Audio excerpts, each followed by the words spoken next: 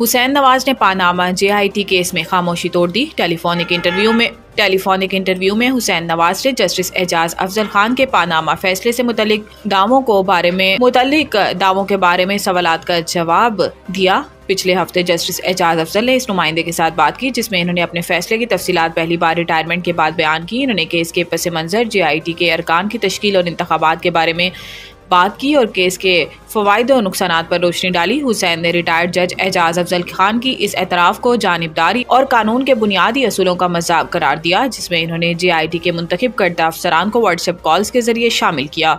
इन्होंने कहा कि अगर शफाफियत मतलूब थी तो इन्हें खुद शफाफ होना चाहिए था।